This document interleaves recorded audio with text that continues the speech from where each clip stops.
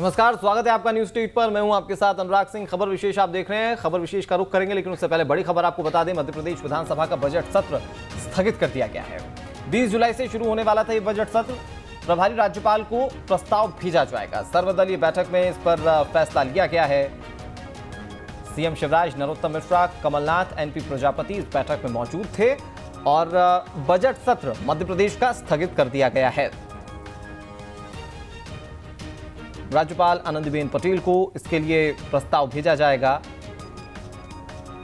विधानसभा का मॉनसून सत्र स्थगित कर दिया गया है। आपको बता दें कि 20 जुलाई से यह प्रस्तावित था, लेकिन उसे आगे पोस्टपोन कर दिया गया है। प्रोटेम स्पीकर इस बैठक में मौजूद थे। प्रोटेम स्पीकर रामेश्वर शर्मा हैं, जिनकी अध्यक्षता में यह बैठक हुई और सर्वसम्मति से इस बात पर मुहर लग गई कि बैठक जो है विधानसभा की जो कार्यवाही है वो अभी टाल दी जाए, क्योंकि पहले ये 20 जुलाई से प्रस्तावित थी। 17 तारीख के 3 दिन बाद से ये सत्र शुरू होना था और चूंकि इसमें विधायकों की आवाजाही होती, विधानसभा के अंदर सिक्योरिटी, दूसरे विधायकों की सिक्योरिटी, इन तमाम चीज़ों को लेकर, क्योंकि कोरोना काल है और ऐसे में बहुत ज़रूरी है कि सभी सेफ रहें, भीड़ भाड़ एकदम कम हो, सोशल डिस्टेंसिंग का पालन किया जा सके। एहतियातन कोरोना की वजह से ये सत्र जो है वो स्थगित कर दिया गया है। बड़ी खबर आपको बता रहे हैं। जितेंद्र हमारे सहयोगी इस पर ज्यादा जानकारी के साथ जुड़ गए। जितेंद्र, क्या सहमति बनी बैठक में और क्या अभी ये तय किया गया कि कब तक इसे पोस्टपोन रखा जाएगा? बिल्कुल, देखिए सर्वदलीय बैठक है राजधानी भोपाल में विधानसभा के अंदर चल रही है, जिसमें मध्य प्रदेश के पूर्व मुख्यमंत्री कमलनाथ ने हिस्सा लिया है। मध्य प्रदेश के गृह मंत्री एवं संसदीय कार्य मंत्री नरोत्तम मिश्रा पहुंचे हैं और प्रोटेम स्पीकर की अध्यक्षता में रामेश्वर शर्मा, जो कि मध्य प्रदेश विधानसभा के प्रोटेम स्पीकर बनाए गए हैं, उनकी अध्यक्षता में बैठक चल रही है और इस बैठक में कई डिसीजन लिए जाने हैं। खासकर जो डिसीजन लिए जाने हैं उसमें सबसे बड़ा निर्णय यही होगा कि जो विधानसभा का सत्र आएगा वो सत्र किस तरह से चलाना है। ऐसे कौन से मुद्दे हो सकते हैं जो जनहितैषी मुद्दे हैं, जिन्हें विधानसभा के अंदर उठाया जाएगा और उन्हें पास कराने का प्रयास किया जाएगा। हालांकि ये बताया जा रहा है कि सिर्फ 4 दिनों का ये सत्र है विधानसभा का, जिसको लेकर काफ़ी कश्मकश की स्थिति बनी हुई है। लेकिन देखना ये होगा कि जो 4 दिनों का विधानसभा का सत्र है, ये सत्र किस तरह से चलता है, क्या किसी प्रकार की नाराजगी है, किसी प्रकार से, क्योंकि देखिए विपक्ष के नेता भी मौजूद हैं, पक्ष के नेता भी मौजूद हैं, तो जाहिर सी बात है कि तमाम जो चीज़ें होती हैं उस पर निष्कर्ष निकाला जाता है, उस पर निर्णय लिए जाते हैं कि अगर कोई प्रस्ताव लेकर आया जाएगा तो उस प्रस्ताव पर क्या मोहर लगाई जाएगी और उसको लेकर विपक्ष कितना सहमत होता है। अब देखना ये होगा कि 4 दिनों का जो ये सत्र चलेगा, क्योंकि इसमें प्रोटेम स्पीकर रामेश्वर शर्मा वर्तमान में, लेकिन उस द्वारा स्पीकर के भी चुनाव होंगे, इलेक्शन होगा कि स्पीकर किसको बनाया जाना है, तो उस पर भी चर्चा की जाएगी। तो तमाम चीजें हैं, उसको लेकर आज बैठक की गई है और जाहिर सी बात है कि मैच कुछ ही देर के बाद बैठक खत्म होगी। उसके बाद संसदीय कार्य मंत्री डॉक्टर नरोत्तम मिश्रा इस पूरी बैठक पर अपना जो फैसला है वो बताएंगे। जितेंद्र, क्योंकि विधानसभा का बजट जो सत्र आने वाला था, इसमें बजट भी प्रस्तावित था। बजट को लेकर क्योंकि मध्य प्रदेश में बहुत ज़्यादा सरकारें जो हैं वो चिंतित भी रही हैं, पैसे को लेकर भी, उसके आवंटन को लेकर भी। अभी तक जितना भी डिले होगा तब तक सरकार कैसे काम करेगी फाइनेंशियल स्टेटस के तौर पर? बिल्कुल, देखिए क्योंकि बजट को लेकर सत्र है और ये भी कहा जा रहा है कि इसमें बजट भी आएगा, क्योंकि पहले दिन यहाँ पर कहा जा रहा है कि जो तमाम जो नेता थे, मृतक नेताओं को यहाँ पर श्रद्धांजलि दी जाएगी। दूसरे दिन यहाँ पर अध्यक्ष का निर्णय लिया जाएगा और तीसरे दिन बजट को यहाँ पर रखा जाएगा और चौथे दिन उसको पारित किया जाएगा। तो तमाम जो चीज़ें हैं वो यहाँ पर पहले से डिसाइड की जा चुकी है और जाहिर सी बात है, आपने देखा होगा केंद्र सरकार ने भी 20 लाख करोड़ का जो बजट है पूरे देश के लिए दिया था, जिसमें मध्य प्रदेश भी शामिल था, मध्य प्रदेश का भी कुछ हिस्सा आना था। वो बजट और मध्य प्रदेश का बजट ये इस बार निकल कर आएगा और जाहिर सी बात है इस बजट की इंतजार भी है, क्योंकि देखिए जिस प्रकार से महंगाई का जो मंजर है वो मध्य प्रदेश में देखने को मिल रहा है। इसके अलावा तमाम जो विकास कार्य हैं जो रुके हुए हैं, ऐसे में बजट की काफ़ी ज़्यादा आवश्यकता है। तो जाहिर सी बात है कि जब विधानसभा में बजट पेश किया जाएगा, पारित किया जाएगा, तो देखना ये होगा कि मध्य प्रदेश के हिस्से में इस बार कितना आ रहा है और उससे मध्य प्रदेश की जनता को कितना फायदा होने वाला है। तो ये जो सत्र है, फिलहाल 4 दिनों का सत्र है, देखना ये होगा कि कितनी जल्दी ये तमाम काम किए जाते हैं। कहीं ऐसा ना हो कि लगातार विपक्ष के हंगामे के बाद सत्र की कार्रवाई को स्थगित करना पड़े, लेकिन यही अपेक्षा की जा रही है कि जल्द से जल्द और ज़्यादा से ज़्यादा ये सत्र चल सके। ठीक है जितेंद्र, बने रहिए आप हमारे साथ। ये बात तो हो गई विधानसभा के स्थगित होने वाले सत्र की, लेकिन आगे बात करते हैं खबर विशेष की और खबर विशेष में आज बात कोरोना काल की।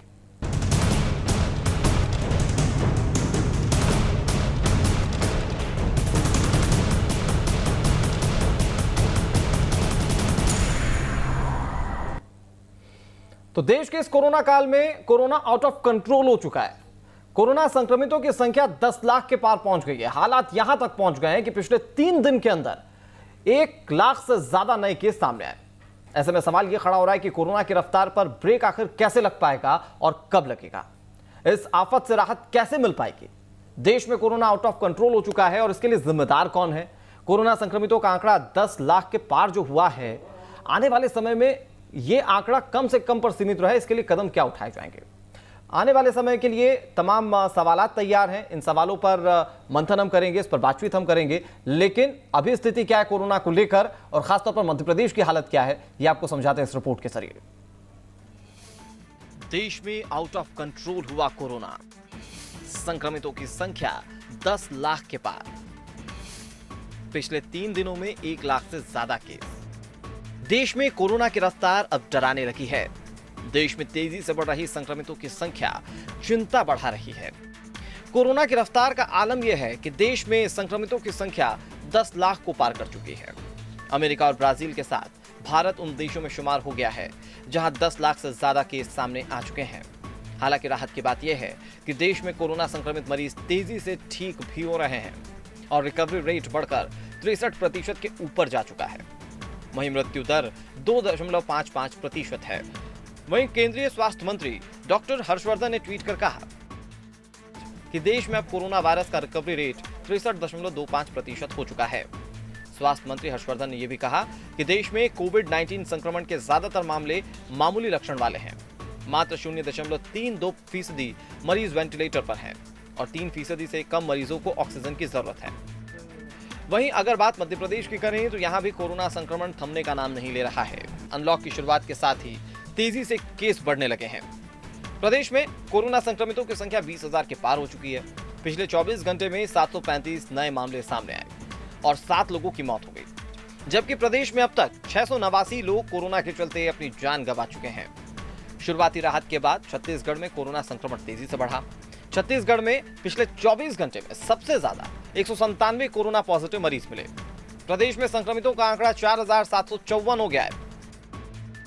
अनलॉक की शुरुआत के साथ ही देश में कोरोना का संक्रमण तेजी से फैल रहा है। ऐसे में सरकारी कोशिशों के साथ साथ आम लोगों को भी अपनी सुरक्षा के नियमों का पालन करना जरूरी है ताकि कोरोना के खिलाफ चल रही जंग में जीत मिल सके। Team news state. एक बार जरा सोच कर देखिए, आंकड़े 10 लाख के पार जा चुके हैं। इसी पर ज्यादा जानकारी दे रहे हैं हमारे सहयोगी सूरज अरोड़ा। भारत में कोरोना संक्रमितों की जो संख्या है उसने 10 लाख का आंकड़ा पार कर लिया है। बृहस्पतिवार देर रात ये जो आंकड़ा है वो क्रॉस हुआ है और लगातार जो मरीजों की संख्या है वो बढ़ती चली जा रही है। हालांकि इससे पहले जो तमाम जो राज्य थे, उत्तर प्रदेश, पश्चिम बंगाल, महाराष्ट्र, वहाँ संख्या कुछ थमी थी, लेकिन लगातार अब जिस तरह से 32,000 मामले एक ही दिन में दर्ज किए गए, उससे ये जो संख्या है वो 10 लाख का आंकड़ा क्रॉस कर चुकी है और साथ ही साथ 25,000 के करीब लोग इससे अपनी जान भी गंवा चुके हैं। हालांकि रिकवरी रेट जो है वो 63% से ज़्यादा बताया जा रहा है। ज्ञात हो, जनवरी के आखिर में जो कोरोना का पहला मामला हिंदुस्तान में काउंट किया गया था और 7वें महीने तक आते आते इसकी जो संख्या है वो 10 लाख तक पहुंच चुकी है और अभी भी भारत इससे पार पाने के लिए लगातार संघर्ष कर रहा है। वीडियो जर्नलिस्ट पवन तिवारी के साथ सूरज अरोड़ा, न्यूज़ नेशन, दिल्ली। तो सूरज की रिपोर्ट आपने देखी। स्थिति बताने के लिए काफी है कि कितनी भयावहता इस स्थिति में आ चुकी है, क्योंकि हमने शुरुआत 0 से किया था, आज 10 लाख पर है और अभी भी कंट्रोल वाली स्थिति नजर नहीं आ रही है। हमारे साथ कई मेहमान जुड़ गए हैं। Doctor R K. पाठक जी हमारे साथ जुड़ गए हैं, जो कि सदस्य हैं आईएमए मध्य प्रदेश के।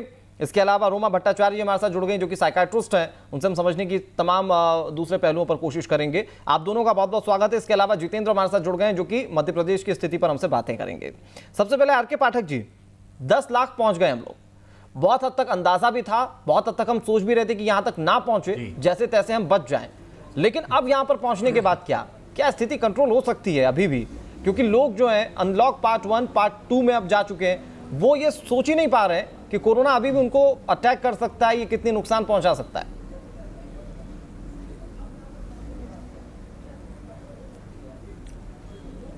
बिल्कुल सही कहा अनुराग जी आपने कि हम 10 लाख का आंकड़ा पार कर चुके हैं, और जैसा आप कह रहे हैं ना कि ये हमको अनुमानित था।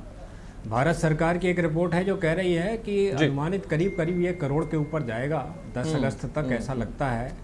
और क्योंकि ये हाईली इन्फेक्शियस है और हम अनलॉक की अवस्था में हैं, तो इसमें निश्चित रूप से कहीं ना कहीं संक्रमण फैलने के चांसेस ज़्यादा बढ़ जाते हैं। और जैसा कि हम देख रहे हैं, चाहे हमारा प्रदेश हो चाहे भारत हो, यदि अनलॉक हुआ है तो लोगों की भी जिम्मेदारी है कि वो जो सरकार के दिशा निर्देश हैं उनका पालन करें। यदि हम पालन नहीं करेंगे तो हम अपने लिए समस्या उत्पन्न कर रहे हैं। और जहाँ तक केस बढ़ने का प्रश्न है, हमारी टेस्टिंग की क्षमता बढ़ी है। निश्चित रूप से जब हम ज़्यादा से ज़्यादा टेस्ट करेंगे तो हमको पता लगेगा कि भाई कौन सा व्यक्ति कितना संक्रमित है। और ये बड़ी ईश्वर की कृपा मैं बोलूँगा कि अपने यहाँ इसका जो विरुलेंस है जी, ये जो नोवेल कोरोना वायरस है, इसका विरुलेंस दूसरे देशों की तुलना में, जो कि यहाँ की हमारी भौगोलिक स्थितियाँ, हमारे के यहाँ का खान पान, ऐसी स्थितियाँ जो है हमको बहुत हद तक हमारी प्रतिरोधक क्षमता को बढ़ाए हुए हैं जी। और इसके कारण ही हमारे यहाँ जो डेथ रेट है वो बहुत कम है। और जैसा कि आपने अपनी रिपोर्ट में बताया कि भाई इसमें हमें जो को ऑक्सीजन चाहिए वो भी बहुत कम है, तो ज़्यादातर जो मरीज हैं वो एसिम्प्टोमेटिक हैं। उसका दूसरा तात्पर्य ये भी होता है कि हमारा immune system is very strong ji. हाँ, हमको सतर्क रहने की जरूरत है, सोशल डिस्टेंसिंग का पालन करना है, मास्क का लगाना यदि भीड़ में जाते हैं तो अनिवार्य है। और यदि ये हार्ड इम्यूनिटी, एक जो दूसरा पक्ष होता है, जैसा कि बार बार जो वैज्ञानिक और हमारे जो साइंटिस्ट ये कह रहे हैं जी, कि एक तो वैक्सीन हमारी आने वाली है जो हमारे लिए एक अच्छी खबर हो सकती है जी। और ये जो ऑक्सफोर्ड जेनेसिया ने बनाया है, जेनेटिका एस्ट्राजेनेसिया के साथ काम कर रही है जी। तो उनका ऐसा मानना है कि सितंबर तक इसका उत्पादन शुरू हो सकेगा। तो ये जो वैक्सीन है ये भी हमको केवल 2 साल तक ही प्रतिरोधक क्षमता देगी। अब देखने वाली बात ये होगी कि भाई आने वाले समय में ये जो वायरस है इसमें कितने म्यूटेशन होते हैं। तो हो सकता है कि हमने वैक्सीन बनाई और उसमें म्यूटेशन हो गए तो वो फायदा नहीं कर रही है। बट मेरा ऐसा मानना है व्यक्तिगत रूप से कि हमको बहुत घबराने की, पैनिक की जरूरत नहीं है। ठीक बात है। हाँ, ये अपेक्षित है, निश्चित रूप से बढ़ने वाला आंकड़ा है, लेकिन इससे हमको भयभीत होने की आवश्यकता नहीं है, सतर्क होने की आवश्यकता। अनुराग जी, और आपकी इन बातों को आगे बढ़ाते हुए सर ये दर्शकों को हम बता दें कि 64% हमारे यहाँ का रिकवरी रेट है, जो पूरे विश्व में दूसरे मुल्कों के मुकाबले कहीं ज्यादा है। और ऐसे में हम लोग ये मान सकते हैं कि अगर हमारे देश में कोरोना वायरस पैर पसार रहा है तो हम उसे खत्म भी उसी रेशियो में कर रहे हैं। एक बार फिर से सर मैं आपके पास आता हूं। रोमा भट्टाचार्य जी हमारे साथ साइकियाट्रिस्ट जुड़ी हुई हैं। मनोविज्ञान समझना बहुत जरूरी है रोमा भट्टाचार्य जी, क्योंकि आप देखिए कि शुरुआत जब लॉकडाउन की हुई थी, कोरोना वायरस चीन में पैर पसार रहा था, भयावहता सामने आ रही थी, लोग डरे जा रहे थे, घरों के अंदर थे, बाहर निकल ही नहीं रहे थे।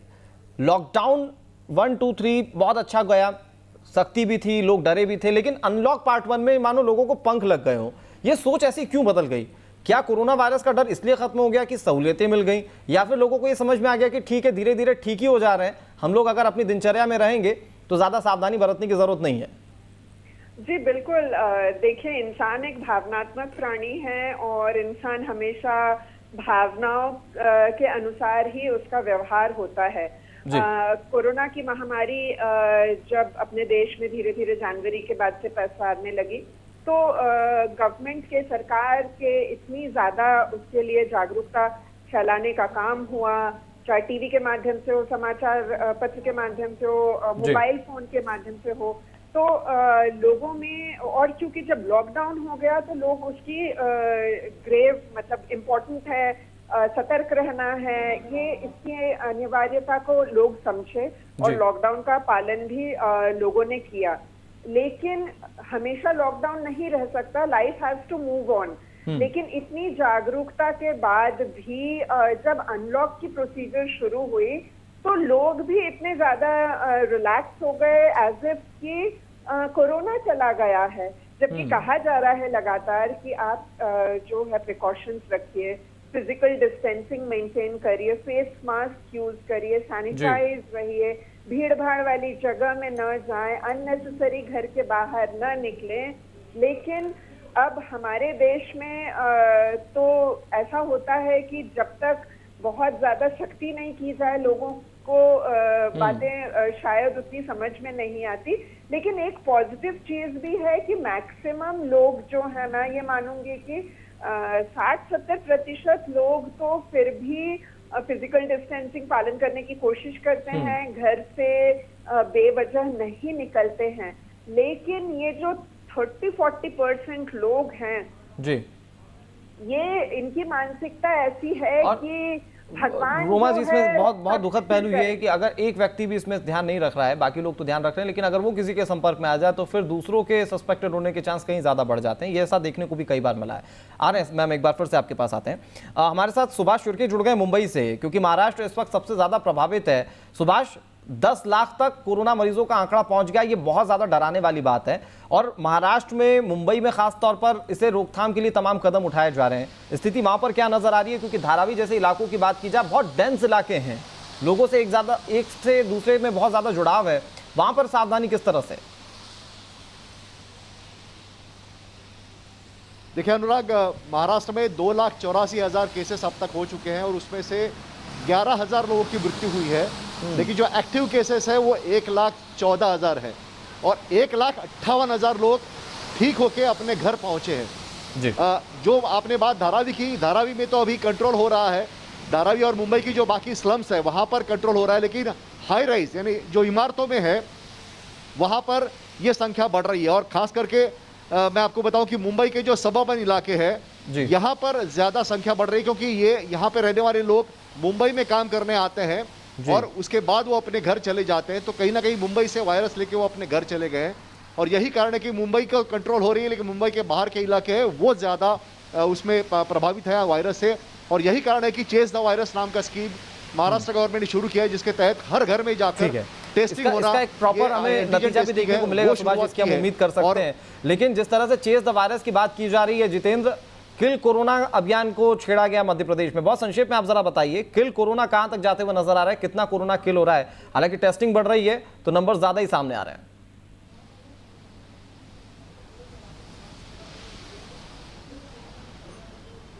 कोरोना अभियान है उसके तहत हमने एक टेस्टिंग बढ़ाई है और यही वजह है कि जो कोरोना के जेनेटिक मरीज हैं वो जल्द से जल्द सामने आ रहे हैं, क्योंकि उनको ट्रेस किया जा रहा है और जल्द से जल्द जो टीमें हैं वो लोगों के घर तक पहुंची हो। देखिए, ये भी उन्होंने कहा है कि जल्द ही मध्य प्रदेश के अंदर किल कोरोना अभियान को खत्म करने का समय आ गया है, क्योंकि सबसे ज़्यादा टेस्टिंग मध्य प्रदेश में की जा चुकी है। और जो सरकार का पूरी तरीके से मोटिवेशन था वो यही था कि जल्द से जल्द कोरोना से पॉजिटिव मरीजों की पहचान की जा सके और उन्हें सीधे क्वारंटाइन कराकर उनका इलाज कराया जा सके। बावजूद इसके मध्य प्रदेश के अंदर आपने देखा होगा कि लगातार जो मरीजों की संख्या है वो बढ़ती जा रही है। तो इसके हम दो पहलू मान सकते हैं। पहला पहलू यही माना जा सकता है कि किल कोरोना अभियान के तहत जो टेस्टिंग बढ़ाई गई है उसके तहत जो मरीज है वो जल्द से जल्द डिटेक्ट किए जा रहे हैं, उनको ट्रेस किया जा रहा है, उनका इलाज कराया जा रहा है। और दूसरी बात हम ये मान सकते हैं कि मध्य प्रदेश के अंदर आपने देखा होगा कि लगातार लापरवाही की जो खबरें हैं वो सामने निकल कर आती हैं, जो सिर्फ कोई और नहीं, लोग खुद निकल आते हैं। और ये लापरवाही का नतीजा होता है कि कोरोना के जो एक्टिव मरीज है वो लगातार बढ़ते जा रहे हैं। फिलहाल देखना ये होगा कि जिस प्रकार से किल कोरोना अभियान मध्य प्रदेश की सरकार चला रही है और जिस प्रकार से मध्य प्रदेश के अंदर कोरोना को लेकर तमाम आयाम किए गए हैं उसका फर्क कितना पड़ता है। ठीक है, ये धीरे धीरे वक्त के साथ पता चलता जाएगा, लेकिन लोगों की भागीदारी बहुत ज्यादा जरूरी है। आदित्य नामदेव हमारे सहयोगी रायपुर से ज्यादा जानकारी के साथ जुड़ गए हैं। आदित्य, छत्तीसगढ़ जो पहले बहुत शांत था कोरोना को लेकर, धीरे धीरे वो भी इस स्थिति में है कि अब 5,000 केस वहां पर तकरीबन हो गए हैं।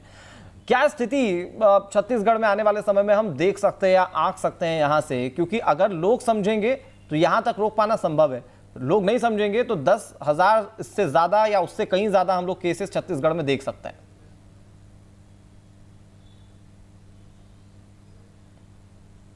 बिल्कुल अनुराग जी, जब कोरोना की शुरुआत हुई थी, जब मध्य प्रदेश और बाकी राज्यों में कोरोना की रफ्तार काफ़ी तेज थी, तो आसपास के लोगों से बात होती थी, चाहे वो मध्य प्रदेश के हों चाहे उत्तर प्रदेश के हों, क्योंकि 7 राज्यों से मिला हुआ है। छत्तीसगढ़ की जो सीमा है 7 राज्यों से जुड़ती है। हर कोई यही कहता था कि हम छत्तीसगढ़ आकर रहना चाहते हैं, छत्तीसगढ़ तुम्हारा बहुत सेफ है। लेकिन स्थिति इतनी भयावह हो गई कि कल एक दिन में 197 मामले आए, जो अब तक का रिकॉर्ड है छत्तीसगढ़ का। आज तक कभी इतने मामले कभी भी छत्तीसगढ़ में एक साथ सामने नहीं आए। और रायपुर जो सेफेस्ट जोन था वो अब सबसे ज्यादा हॉटस्पॉट बन गया है पूरे छत्तीसगढ़ में। सबसे ज्यादा मरीज है, देखिए 1000 के आसपास जो केसेस अभी तक छत्तीसगढ़ में के केवल रायपुर में आ चुके हैं। ओवरऑल तो 5000 से ऊपर हो चुका है, 5000 के आसपास हो चुका है, लेकिन रायपुर में 1000 के आसपास हो गया। देखिए सबसे बड़ा कारण ये सबसे बड़ा कमर्शियल एरिया है, और जिस प्रकार की जो बातचीत की जाती थी सरकार के द्वारा कड़ाई करने के लिए और सोशल डिस्टेंसिंग, ऐसी कोई बात नजर नहीं आ रही है। ये सबसे बड़ा कारण है। लोग मास्क नहीं लगाते, लोग सोशल डिस्टेंसिंग का पालन नहीं करते, और सब कुछ लोगों ने छोड़ दिया, क्योंकि रिकवरी रेट इतना ज्यादा है कि लोगों को लगता है अगर बीमार हम पड़े भी तो बहुत जल्दी ठीक हो जाएंगे, कोई फर्क हमको कोरोना से पड़ने वाला नहीं, उसी का ये परिणाम है कि बहुत बहुत अहम बिंदु। मैं डॉक्टर आर के पाठक जी आपके पास आऊं। रोमा भट्टाचार्य जी, ये आदित्य नामदेव जो कह रहे हैं वो यही कि क्या अब ये डर खत्म हो गया है, और अगर डर खत्म हो गया है तो फिर एक पहलू इसका अच्छा भी है कि चलिए कम से कम आप डरेंगे नहीं तो पैनिक नहीं होंगे, लड़ लेंगे आप बीमारी से, लेकिन दूसरा पहलू ये कि आप लापरवाह हो जाएंगे। ये बैलेंस कैसे किया जाए लोगों के बीच में? जी बिल्कुल, आपने बिल्कुल सही कहा। लाइफ में बैलेंस बहुत जरूरी है, इक्विलिब्रियम बहुत जरूरी है, जानकारी रखना और उसके अनुसार काम करना बहुत जरूरी है। अगर आपके पास हेल्थ है तो ही आपका सब कुछ है। हेल्थ इज वेल्थ, इसीलिए कहा जाता है। जागरूकता जरूरी है और जागरूकता के साथ उसका पालन करना बहुत आवश्यक है। जहां अनलॉकिंग की प्रक्रिया शुरू हुई तो कुछ लोगों की ये मान्यता है, जैसे मेरे क्लिनिक में रोज कम से कम 30 लोग आते हैं और उसमें से 10-15 बिना मास्क लगाए आते हैं, तो हमारे क्लिनिक में एंट्री ही नहीं है अगर मास्क नहीं लगा के आ रहे हैं। और उनसे जब हम बात करते हैं तो वो कहते हैं जाको राखे साइया मार सके ना कोई, ये तो ईश्वर के हाथ में है, जिसको जो होना है वो होगा, मतलब इस तरह की बातें करते हैं। और मेरा ये मानना है कि लोगों में सतर्कता, जागरूकता और एक खुद के आप ऐसे लोगों को ये समझना चाहिए, वक्त बहुत लिमिटेड है तो इसके लिए एक बहुत अच्छा किस्सा याद है, लेकिन ऐसे लोगों को समझना चाहिए कि अगर बीमारी आई है तो ये भगवान ने ही कहा है कि आप मास्क, सोशल डिस्टेंसिंग, ये उन्हीं का बनाया हुआ मान लीजिए कि नियम ही है और आप इसके तहत पालन कीजिए तो आपको साइयां भी बचा कर रखेगा। ये बातें शायद लोगों को समझानी चाहिए। ठीक है, ठीक है डॉक्टर आर के पाठक जी, लेकिन अब पिछले कुछ दिनों में ऐसा भी देखने को मिला है, कई लोग हमसे भी बात करते तो ऐसे भी सामने आए कि हम तो पूरी तरह से घर में थे, आइसोलेशन का पालन कर रहे थे, तमाम नियमों को मान रहे थे, बावजूद इसके हम कैसे शिकार हो गए। अब एग्जाम्पल के लिए अमिताभ बच्चन ही ले लीजिए, बड़े बड़े बंगलोज में बैठे हुए लोग हैं, तमाम नियमों को मान ही रहे होंगे, बावजूद इसके वो प्रभावित हैं, बावजूद इसके वो कोरोना से त्रस्त हैं। क्या हम ये मानकर चलें कि आज जो स्थिति है देश में वो कम्युनिटी ट्रांसफर वाली स्थिति है, इसी वजह से ट्रांसमिशन जो है वो कोरोना का बहुत तेजी से हो रहा है?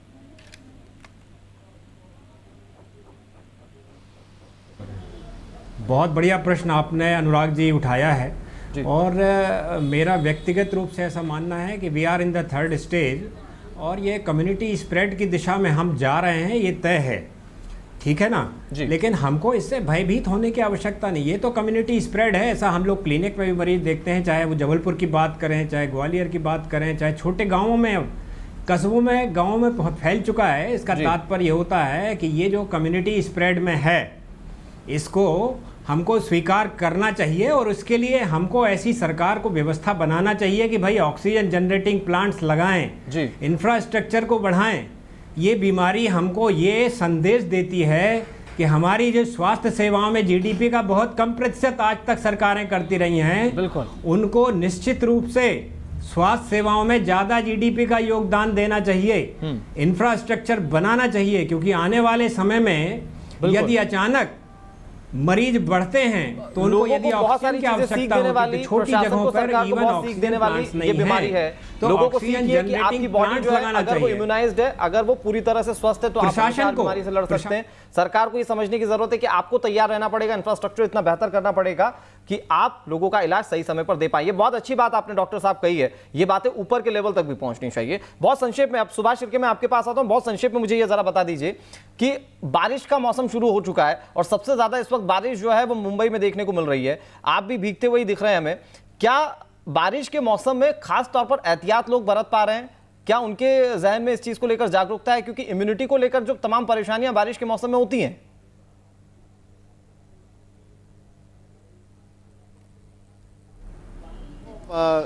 सूचनाएं दी है कि आयुष मंत्रालय के जरिए तो लोग वो आयुर्वेदिक जो औषधियां हैं उनका सेवन कर रहे हैं। बाकी मैं देख रहा हूं कि मुंबई में जो है अभी लोगों को समझ में आ रहा है कि वो बाहर ना निकलना चाहिए, तो इसलिए लोग भी कड़ाई से पालन कर रहे हैं।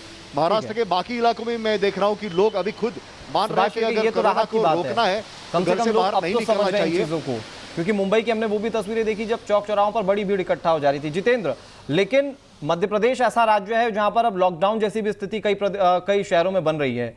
क्या हम लोग ये मानकर चलें कि आने वाले समय में इस तरह का कोई स्टेप सरकार ले सकती है? हालांकि गृह मंत्री ने फिलहाल तो इनकार कर दिया इन बातों से।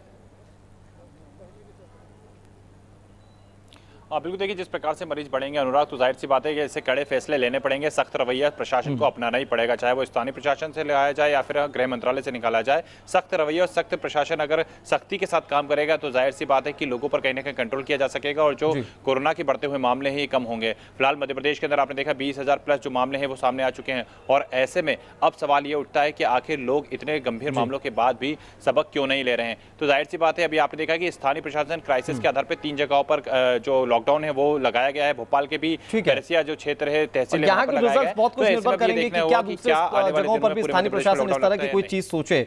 आदित्य, बहुत संक्षेप में, क्योंकि छत्तीसगढ़ वो इलाके हैं, छत्तीसगढ़ में वो तमाम इलाके हैं जो बहुत डेंस हैं, बहुत ग्रामीण इलाके, आदिवासी इलाके भी हैं, इन जगहों को लेकर चिंताएं बढ़ जाती हैं। क्या इन जगहों के लिए सरकार को, प्रशासन को अलग से सोचने की जरूरत है? इन जगहों को क्या सील भी किया जा सकता है? कुछ ऐसा प्लान है अभी?